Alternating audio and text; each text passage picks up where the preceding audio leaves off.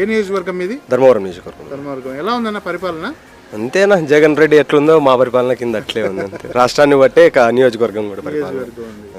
ఆయన ఊరికే షోలకు మాత్రం ఆ సంది ఈ సందు బలంగా తిరిగి వస్తాడు కానీ చేసింది పొడిచింది మాత్రం ఏం లేదు. అన్ని చెప్తారు నా బీసీలు ఎస్టీలు నా వాళ్ళు అందరూ. ఓట్ల టైం కదన్నా ఇప్పుడు, వాళ్ళకి ఇప్పుడు అందరూ వాళ్ళే అవుతారు, వాళ్ళే అందరూ అవుతారు. ఇప్పుడు ఏ కులమైనా ఇప్పుడు వాళ్ళ కులం కిందకే వేసుకుంటారు. అవసరం కదా ఇప్పుడు ఓట్లు అడగల. సందుకి తిరుగుతాడు, ఆ సమస్య ఉందంటాడు, ఈ సమస్య ఉందంటే ఆటి వరకే. ఓన్లీ కెమెరా ముందు ఉంటే మాత్రం షో మాత్రం దండిగా ఉంటుంది. కెమెరా దాటినామా ఇంకా అయిపోయి ఆ ఫైల్ ఎక్కడ ఉంటుందో కూడా వాళ్ళకి కూడా తెలియదు అంతే షో. ఇప్పుడు మరి ఇక్కడ బీజేపీ అభ్యర్థి కదా? అవునండి. పేరేంటి? సత్యకుమార్. ఆయన ఎట్లుందన్న పరిస్థితి? ఆయన ఈసారి భారీ మెజారిటీతో గెలవాలి, గెలుస్తాడు కూడా కన్ఫర్మ్ ఖచ్చితంగా. విపరీతమైన వ్యతిరేకత మొదలైంది కేతిరెడ్డి మీద కూడా. ధర్మవరం మొత్తం చాలా వ్యతిరేకత ఉంది అతనికి. సో భారీ మెజారిటీతో గెలుస్తాడని ఆశిస్తాను. అదే దాని గురించి చెప్తున్నా. గుడ్ మార్నింగ్ అని ప్రతి సందు తిరిగి వస్తాడు. తిరిగి వచ్చిన దానికి ఏం ప్రయోజనం? ఏ సందులో ఏ ప్లేస్ ఖాళీగా ఉందో చూడడానికి సరిపోతుంది అతనికి టైం అంతే. ఇక్కడ మీకు రోడ్లు కానీ అభివృద్ధి కానీ ఎట్లుందన్న? మీ ట్రావెల్ చేసినప్పుడు మీరే చూసింటారు రోడ్లు ఎక్కడెక్కడ. ఇప్పుడు మా ఇంటి ముందరే ఉంది, ఇప్పుడు మా పల్లెలో ఉంది, మా ఇంటి ముందరే వేసారు రీసెంట్ గా. అక్కడ మట్టి తప్ప ఏమీ లేదు.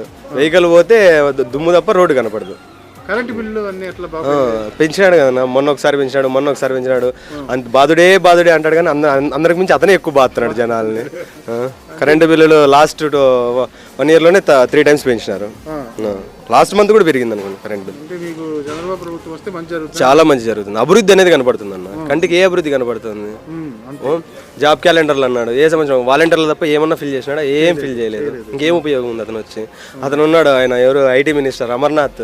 ఏం ఫ్యాక్టరీలు తెచ్చినావయ్యా అంటే అతను చెప్తాడు మసాలా పొల్లు, అప్పలాల ప్యాకెట్లు. దానివల్ల రాష్ట్రానికి ఉపయోగం ఉందో లేదో, అతనికి ఉపయోగం ఉందో తెలియదు. ఇంకా కంపెనీలు అంటావు అతనికి సంబంధించిన మందు ఫ్యాక్టరీలన్నీ తెచ్చుకున్నాడు. రాష్ట్రానికి అదేమి ప్రత్యేక హోదా అన్నాడు, తెచ్చినాడు. ప్రెసిడెంట్ మెడల్ తెచ్చినాడు, రైల్వే జోన్ తెచ్చినాడు. ఏం తెచ్చినాడు అంటే మందు బ్రాండ్లు తెచ్చినాడు. దాంట్లో